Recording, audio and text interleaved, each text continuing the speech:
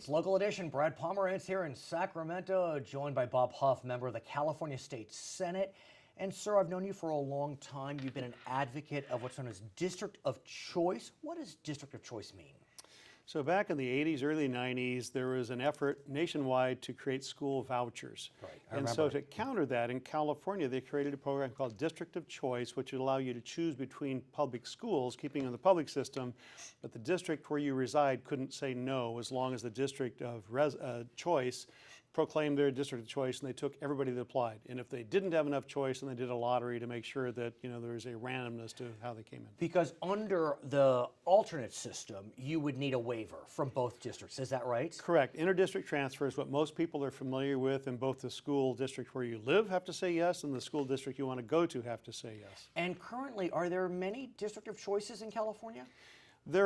Frankly, we didn't. I carried this authorization several times, Right. and we didn't know how many there were. So we Okay. finally have it quantified. There's Right. like 49 or 50. It tends to change as Okay. people expand. Any specific geography where we see more? They're spread up and down the state. There's frankly a lot of them in rural areas where these small schools are kept alive because, as they start declining, you got teachers doing 2, 3 grade levels. I see. And they get enough students coming in outside that want that better student-teacher ratio. And do we know how many students in our state are taking advantage of this system? It's a little over 10,000. So, bad. in the vast scheme of things, it's not a whole lot. We have over 6 million public school students. Yeah, it's a bazillion. Right, exactly. 6 bazillion. So it's not that many, but for those that are involved in it, it's Right. huge because in public education, we have very few opportunities to choose other than your neighborhood school. You can homeschool, you can private school, but that's about it. And interdistrict transfer. So with District of Choice, your home district does not have to release you as long as the district that you're going to is District of Choice. And they can't say no to you too, which is why many schools don't do that. They don't want the unknown. So I understand that recently the Chief Legislative Analyst's Office issued a report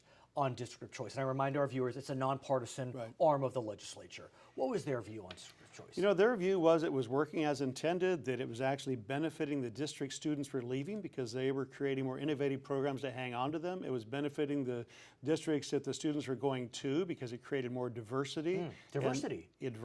Plus they were also able to offer more programs because they had more students. So it was a win-win type of situation. What I thought was interesting about that LAO report is not only did it seem to support the District of Choice model, it even called for the model to be expanded. Right. So that's quite an endorsement. Right. In the past, we've had a 10% rolling cap and some court judgment. That means that only 10% could come from any given school. I see. Legislative analyst says, take that cap off. Before we've had sunset. So you got to review the program, make sure it's working, then you reauthorize it. And he said, just get rid of the sunset. So you ought to remove the cap, make it permanent, and advertise the thing. So let's talk about sunsetting because we are about to see a sunset of the District of Choice program. Right. And it's sunsetted before, but actually the sun rose because it was reauthorized, is that right? Right, yeah, I've carried this 3 different times. Okay. One time I got it in a trailer bill because it was just too late. That was the first time I did it. And then we've done it legislatively a couple of times. Controversial those 3 other times? It shouldn't be, but there's always some of the schools that are losing some students that don't like that, and so they are the only ones. There hasn't been any real organized opposition. But interestingly, this session, we have seen something a little different. What happened? Well, amazingly, once again, I got it through the Senate side. Right. We had only 1 no vote on the floor. We got to the Assembly. That means a lot of Democrats voted for it. That means a lot, and it's always been a bipartisan bill. Right. You got to the Assembly. We took some amendments to get it out of Education Committee, which it did unanimously. Got to Appropriations Committee, and they wouldn't let out Appropriations, which is the Fiscal Committee. What happened? Well, frankly, I don't know, because there hasn't been any publicly stated reason why. Fiscal committees like appropriations, you generally are weighing the economic impact. Right. And there is no real cost to the state. They ginned up $150,000 because we have more reporting requirements. But at the end of the day, that's a policy issue, and the money is negligent. Right. I mean, negligible. Let's say the right thing. Yeah, $150,000 is nothing. And frankly, the schools that pay that wouldn't be an issue. And so approps kills it. What does that mean? Well, it means the bill is dead. That means the middle of next year, absent some other intervening action, you have 10,000 students that will have to go to their home district. So it'll be chaos. So what does that mean? That You see means what- yeah, I we mean, have this to is find a serious. legislative solution.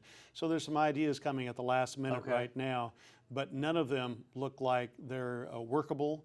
And so I think the cleanest way is if we can just negotiate that it stays dead for now, but we try to do something early next year to revive it before, the mid-year when the program expires. What about, I'm just brainstorming, what if we grandfather in those that are already in the system so there's not displacement? Is that a decent solution? I'm not very smart, but I'll throw it out there. So there's many different ways to grandfather, Right. right? You could grandfather the schools that are in the program now. You can grandfather in just the kids who are right now. No new ones could come in. And that idea has been floating around.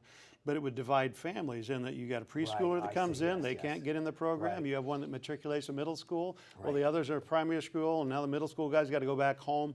So it creates a lot of disruption. So what we want to do is just let the program die, and then when cooler heads prevail, try to navigate the system next year and get But something that next works. year is January. Correct. The program dies when?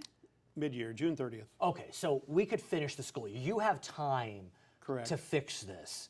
Although you, sadly for some, won't be here. I won't You're be termed here. out. Well, I guarantee you there's a lot of legislators getting a crash course right now in District of Choice because Right. you've got parents all over the state lighting up their legislators saying, what's up here? Right. We've been using this program. Do you have friends on the Democratic side that can work to massage this? Not that you're not effective No, with the Republicans, absolutely. because maybe that's the answer. Well, I tried to get a Democrat to carry the bill earlier this year, but it's kind of like esoteric inside education policy that a lot of people don't understand, and so I couldn't get a Democrat author. I had Democrat co-authors. I see. And so we're leaning on them now to, pony up the resources to go after this. Now I know for some the word executive action is it's blasphemous, especially when we think about the federal government. But is there such a thing? Again, I'm just thinking of as executive action in an area like this. Could the governor's office do something, or the superintendent's office? Yeah, I don't think so. I don't think so because it's basically we have compulsory education, and this is an exemption to compulsory education that says a component of that can be you can go to compulsory education. You got to go to the school in your district. I understand. So it's part of all that, but it's legislatively rooted. I don't know how you get around that. Now I remember in the '90s when vouchers was on the ballot, it got swamped. Yeah. Should you, sir, or someone in support of district choice look to go to the ballot on this? Because if you're constantly having to get this reauthorized, this is messing with children's lives. And again, I'm not advocating yay or nay whether this should go forward, but is that the answer? An elective solution? That's certainly an answer. Right. I mean, there's many solutions. You could do a voucher push again so that it, But that brings up so many.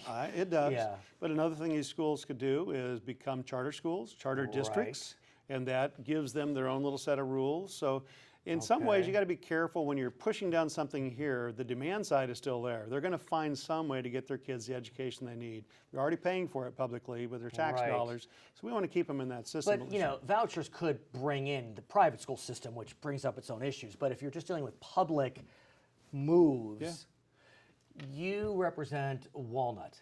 Walnut Valley Unified is a district of choice. It is, yeah. What are they? How are they? How are they preparing for this?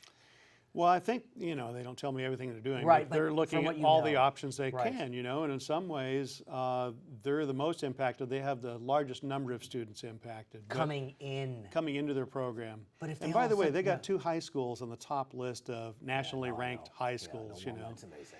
And But if they lose those students, what about their budget? Because dollars follow them.